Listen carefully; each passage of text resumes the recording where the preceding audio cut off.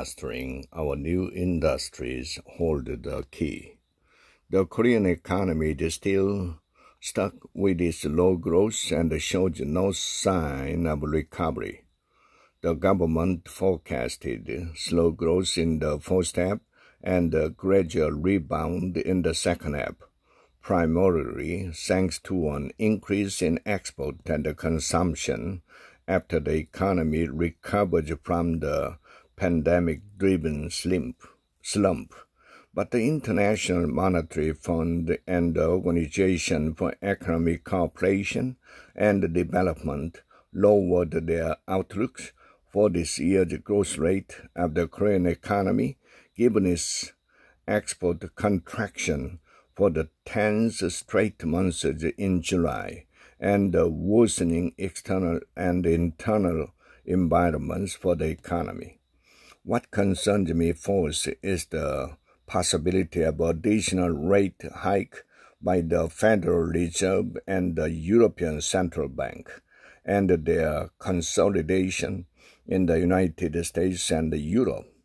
The Fed has been in an uphill battle with sticky inflation, basically stemming from high wages from labor shortages.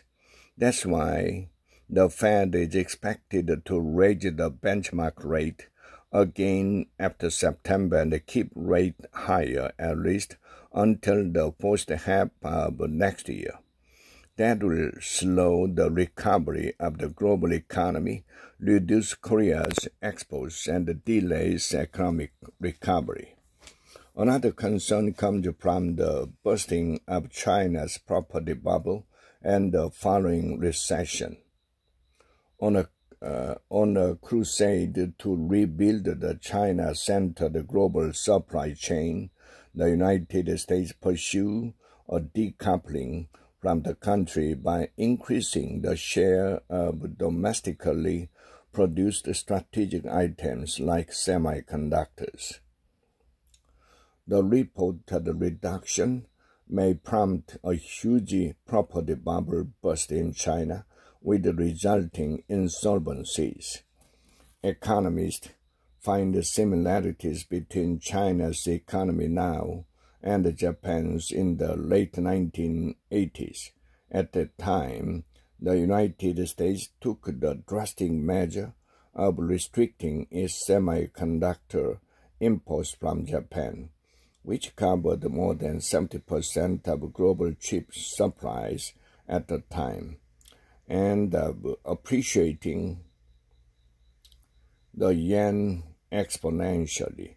That led to the bursting of the real estate bubble, a long recession, and deflation in Japan.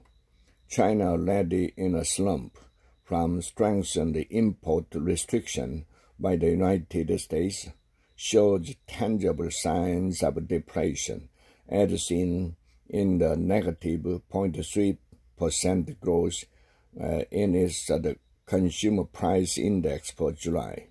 If the slump is deepened, Beijing could be tempted to lower the yuan's value against the US dollar.